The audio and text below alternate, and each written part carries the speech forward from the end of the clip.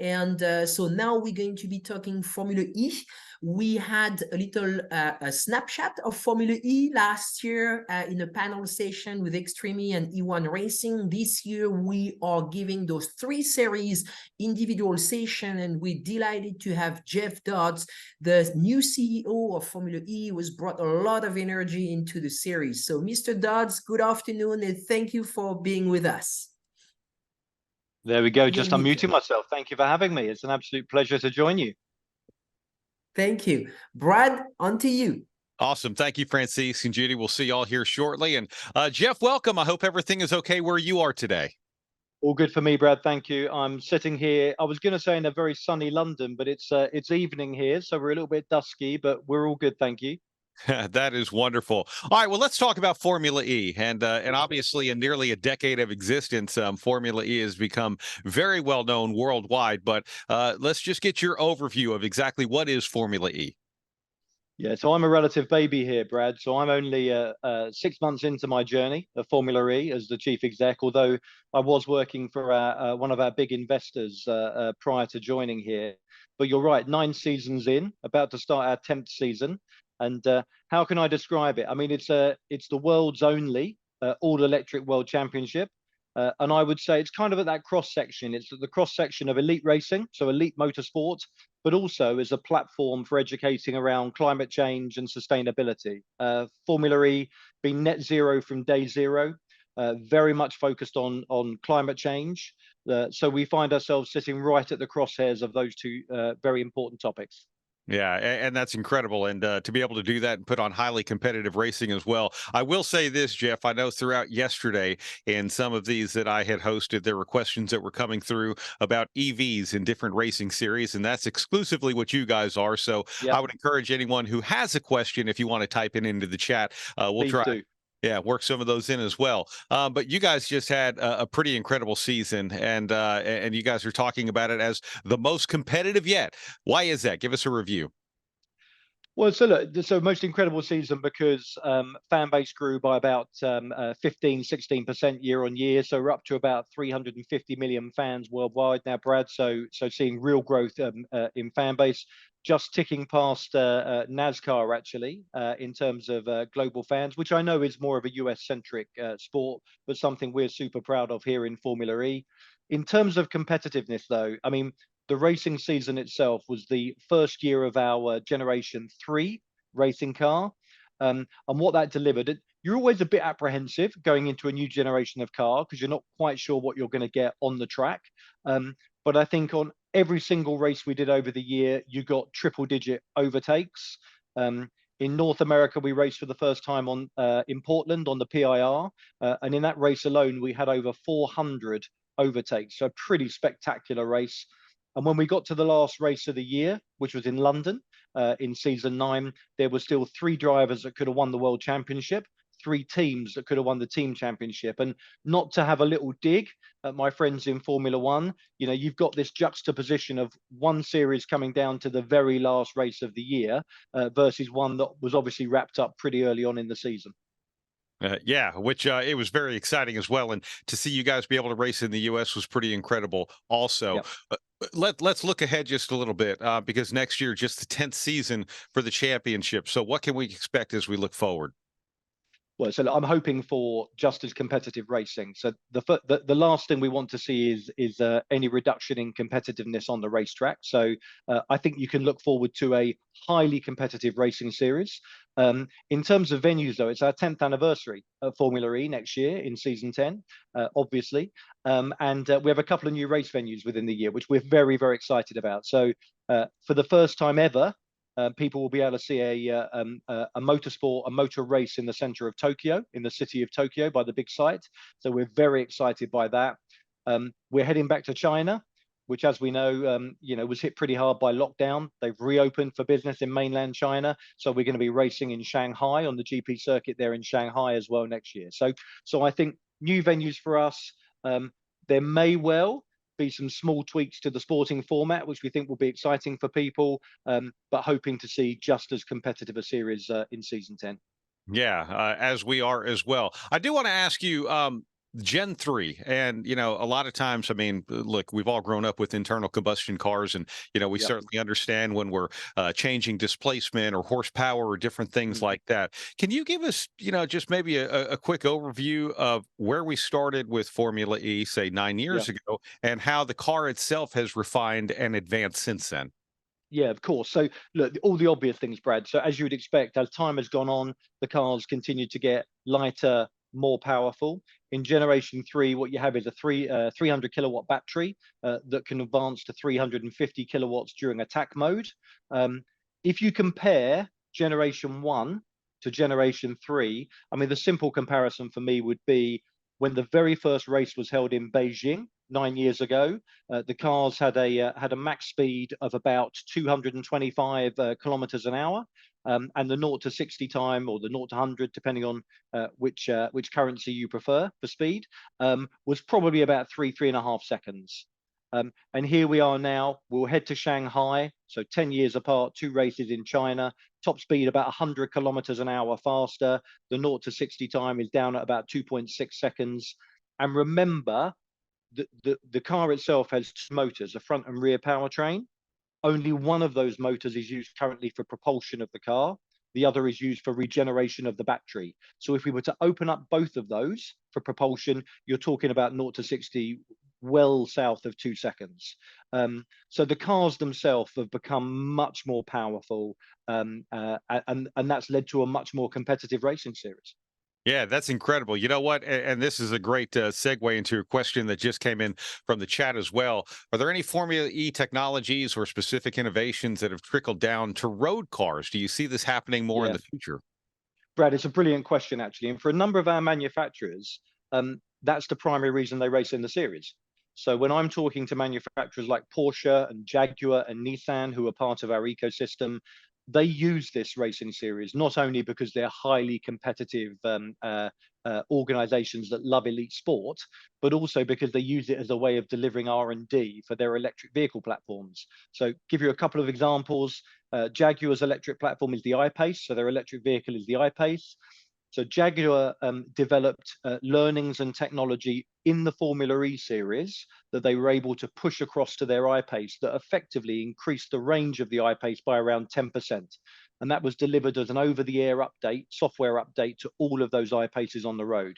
So people were getting maybe 30 miles more effective range out of the I-Pace through technology that was developed on the racetrack. Nissan, very similar. The Nissan Leaf, they delivered 181% more efficient battery usage to the Leaf through technology they delivered on the racetrack. And I had the great privilege, actually, of being invited by Stellantis to a DS event that was held in the Motor Valley in Italy very recently.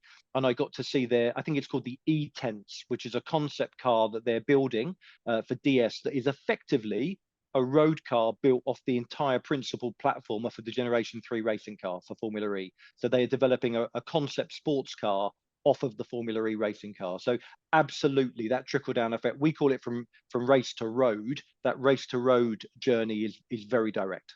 I love that. And I love the idea. Imagine if we said, hey, you can get 2 extra miles per gallon just from an over-the-air update. Well, Be with nice, wouldn't it?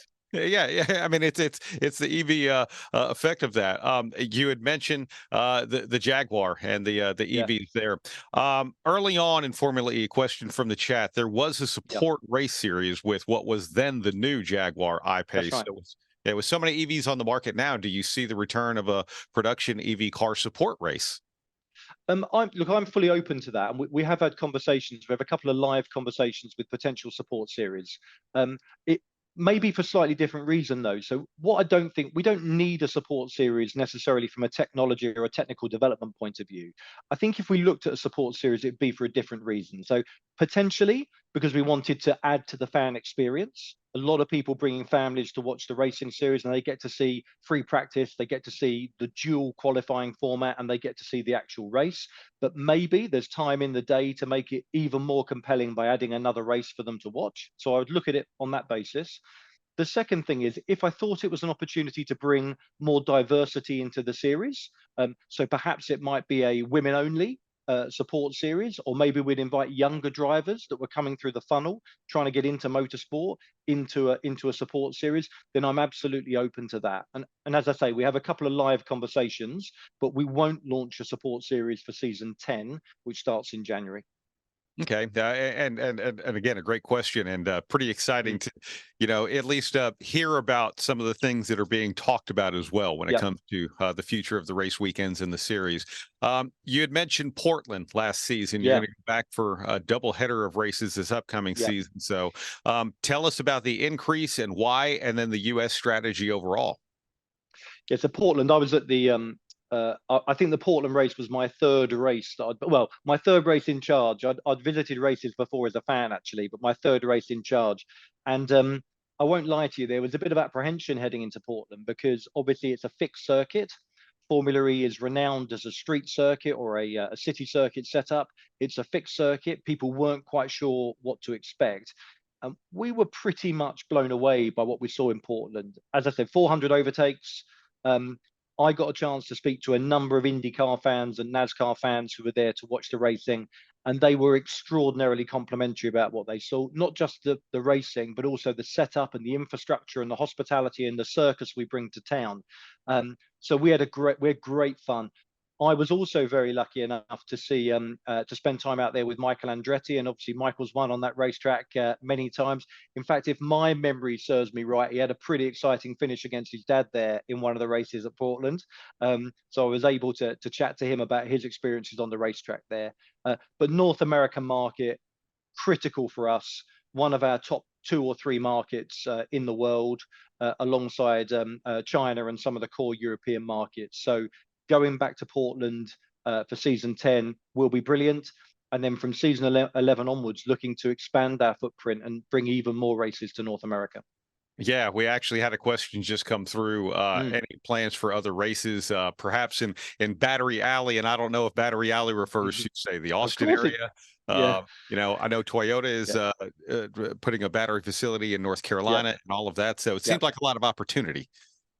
Yeah, and not just Battery Alley. So West Coast, East Coast, incredibly important to us. So I'd love to have representation on both the East and West Coast. But we're also talking to a number of other cities around the US at the moment, and not just in what you might consider new technology areas for automotive. We're also talking some of those areas that might have a rich history in internal combustion engine as well, to try and bring new tech there and showcase the development of automobile manufacturing. But I would be very surprised in season 11 if we don't have 2 races in North America, and then maybe beyond season 11 to increase to potentially even 3 races.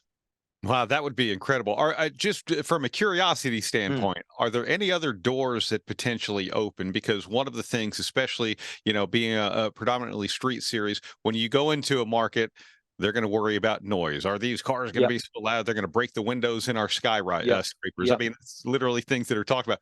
You don't have the noise constraint. Does that help with conversations? Yeah, of course. And a lot of the cities we end up in, Brad, are often because the city talks to us because they're trying to educate more around climate change and sustainability. And when we turn up in town, we try not to be too disruptive in building a circuit if we turn up in a city. So we try to do it as quickly and as efficiently as possible. What you have then is a number of people that are in the city that don't have to travel by car to get to see the race. They can go by public transportation. So you don't have this enormous amount of cars on the road to try and get to watch a race. We're also able to use our race as a way of educating around the need to focus more on carbon emissions, climate change, and this kind of drive towards net zero. So we use ourselves not just as a racing series, but as an education platform, and that very much appeals to the cities we race in.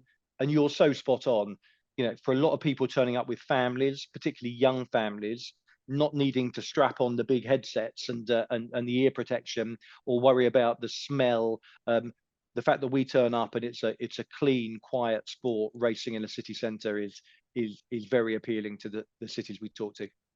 Yeah, for sure. Another quick question on the schedule, and let's just expand North America because we have a question about Canada, Vancouver, British Columbia, more specifically. Do you think whether we'd go back and race there or whether we'd race in Canada? Yeah. Yeah, so without giving away too many trade secrets, I'm actually in conversation right now with a very large Canadian city who are keen to bring the race to themselves over the coming years. So no, when we talk about North America, we include Canada within that, and from a geographic point of view. But absolutely, Canada, we would look at Canada as well, and are looking at Canada as well. Oh, that's wonderful. All right, let's talk about the teams now. Do you have capacity for another U.S. team or from anywhere else on the Formula E grid? Yeah, so look, our maximum number of teams, Brad, is 12. So in the regulations, the sporting regulations, we agreed to a cap of 12 teams between ourselves and the FIA, and we currently have 11 teams racing. And those 11 teams are a mixture of manufacturers, as I said, Porsche, Jaguar, Maserati, McLaren, Nissan, Mahindra, Neo, but also kind of DS, but also kind of racing royalty. We have the Andretti team, we have the Penske team, we have the AB team. So we've got this real lovely mix. Now, that 12th spot, so we have a 12th spot available, which is not one we want to give away. So it's not one we just want to fill for the sake of filling it, because we don't need to do that. We have highly competitive racing with 11 teams. On the other hand, it's one that's available for a brand that brings something to the series. Now, you talked about a US manufacturer there. I would love to be having conversations with US manufacturers about putting a team into Formula E. The reality is, up to this point, the conversations have probably been more active with Chinese EV manufacturers or European, because they're slightly more advanced in terms of the rollout of their electric vehicle platforms. But over the coming years, we've just started to talk to some American US-based OEMs. And of course, we would love to have an American manufacturer, US manufacturer on the grid, because we're a truly global sport, and the US market is one of our most important markets. And which is wonderful and certainly welcome here for sure. Question from the chat: going forward, what television coverage do you have planned? Is it possible to have coverage on a network that maybe is more readily available? So in the US, so around the world, we're doing media deals all the time. So our media reach is about 360 million a year, or it was in season 9, and we look to expand that into season 10. We're heading back to China, as I said. So we're about to announce, I can't say it on here because it's not official, but we're about to announce our Chinese media deal. We'll announce a new Japanese media deal as we head into Japan. And we announced earlier on in the year a really interesting combination deal for media in North America. So with CBS, who have carried our races before, been a very good partner of ours. But we've also announced a deal with Roku. And Roku, I think, has about 70 million customers across the world. But Roku in the US, we will be the first live sport that Roku partners with. So when you land on the Roku platform, if you're watching the race through the platform, you'll be able to, on the landing page, see the tile for Formula E, go in and get a deep and rich experience around Formula E through Roku's platform, and also watch the live racing. And therefore, if you're watching races through CBS as well, through the Roku platform, through that one portal, you'll be able to access everything we do in North America and everything we do around the world. Oh, wow. That's really cool. And that's some great coverage as well, for sure. All right. Let's look ahead to this next season. And I know we talked about the competition on the racetrack. Would love to see equal to that, if not more. But what predictions do you have for next year, Jeff? Oh, that's a big question. So that's a great question. I'd get shot by 10 teams if I gave you a prediction for who I thought would be the winning team. I think the competition will be bigger and better than ever. I was lucky enough to get all the data through from our Valencia pre-test that we've just had in Spain. So I think it will be another highly competitive season. In terms of the locations, my prediction would be that seeing the cars race around the Shanghai Grand Prix circuit, the intermediate circuit there, will be brilliant, because the Chinese fans are super excited about us going back. And I think from race point of view, all of our races are great, but I think the two that I'm really interested in seeing is the race in central Tokyo. I think that will be an incredible spectacle. And also, we're moving our Italian race next year. We move from Rome in the city centre, and we move to Misano in the Motor Valley, very famous for the MotoGP races there, the home of the Doctor.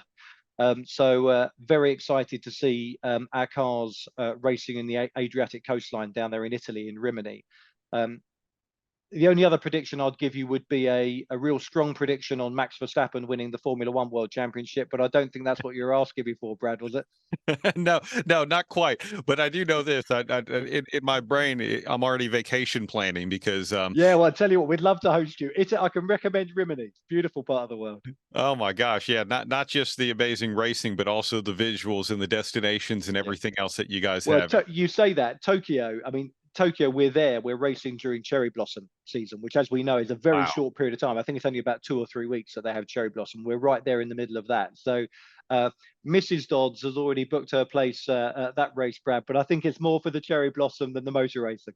I can understand that. And that's what's great about these being destinations as well.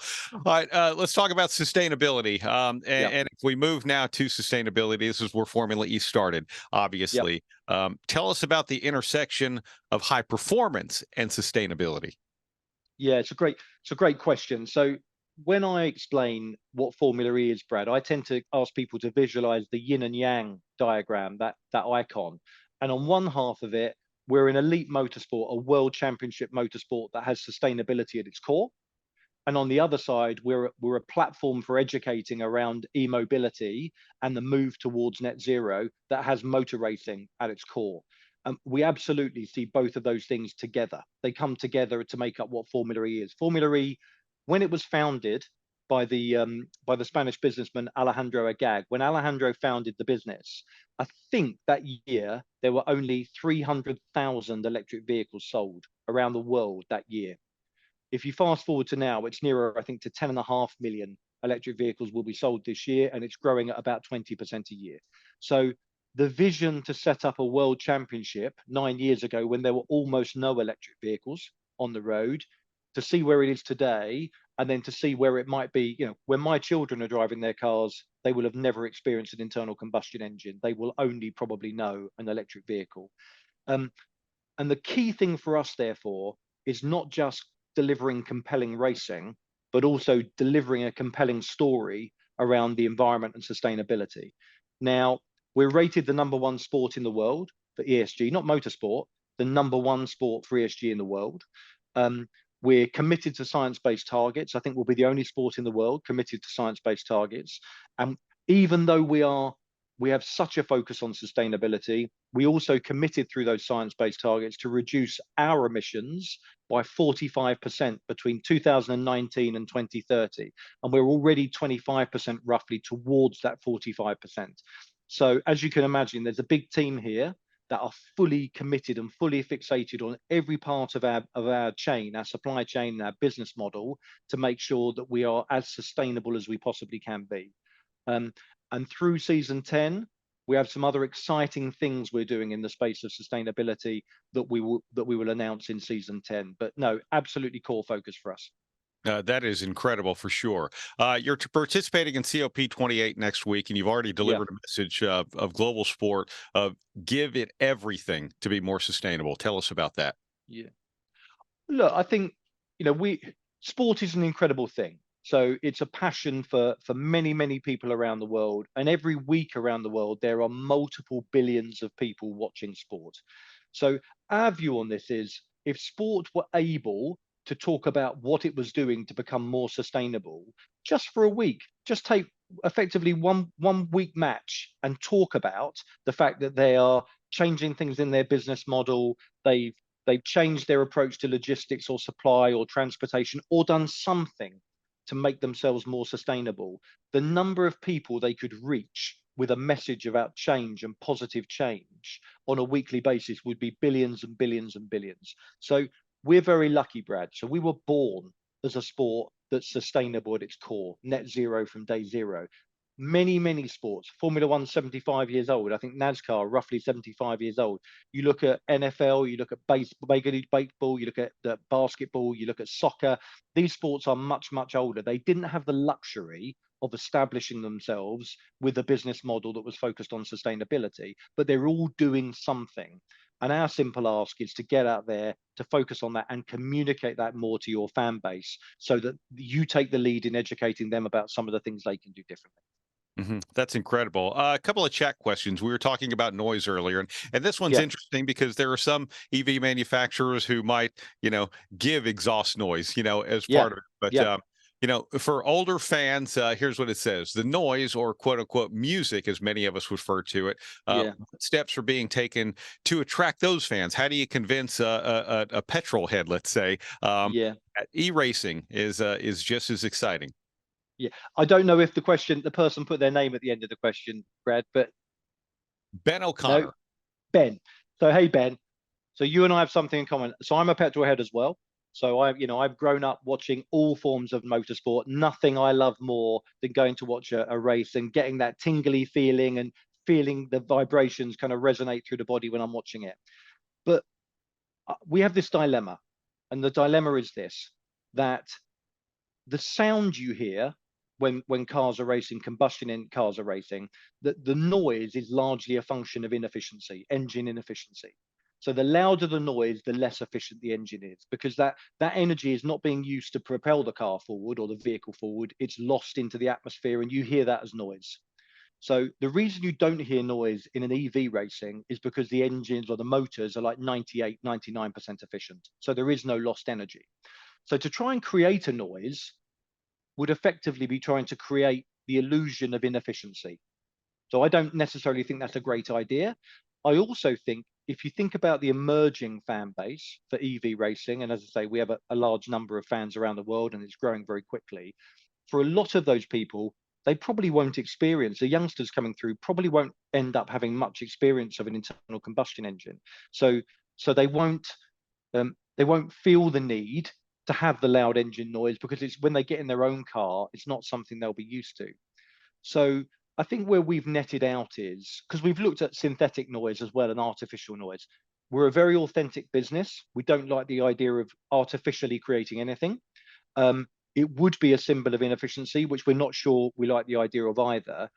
We think the world, once everyone's driving EVs, people will be slightly less worried about the noise. And don't take this the wrong way, Ben, but as an art, you may not be, but many of the petrol heads I've met and the die-hard Formula One or MotoGP fans or NASCAR fans are pretty convinced they don't like EV racing because they're a traditionalist, and it's not the same as what they've grown up with. I'm not sure we should be spending all of our time and energy and money in trying to convince some of those people to change their view when we have such a huge opportunity out there for a new fan base. And I think that's a fair way to put it. And as much as I love the roar of the engine, the feel, the everything, there also is something to be said about having a conversation with the person sitting next to you as you're enjoying the Exactly. Yeah. sport. Yeah. So, Yeah. And by the way, I'll say it again. I love both. I get a huge kick from watching a Formula E race and being able to talk to the person next to me about what I'm seeing. I also get a huge kick turning up at a MotoGP event or a Formula One event and getting that amazing feeling. So for me, us trying to match them doesn't feel like the right answer. We have something different which we're embracing. well, Jeff, I'll tell you, we look forward to the innovation, the events, everything that you guys have coming up in 2024. I truly appreciate you coming on here today, and My feel like we pleasure. probably could spend a couple hours even just answering questions from the chat, which has been I'll, great. We look forward to I'll it. be back. I'll be back next year, Brad. Awesome. Thank you, Jeff. Thank you. Great. And Ben just said perfect answer, and Ben is right. And I know Ben. Thank you, Ben. Thank you for watching us. So registering on ePartrade is easy. To start, click on the Join for Free button on the homepage. First, search your company to see if it's already in our database. If you see your company on the list, click on it to select it. Then, choose Claim Company if you are one of the decision makers, an owner, marketing person, or main company contact. Or choose Join Company if you are an employee, and press Continue. If you couldn't find your company in our database, select Register a New Company. On the following page, fill out your name, email, phone number, job title, and choose a secure password. If you chose Register a New Company, you'll need to choose your business type.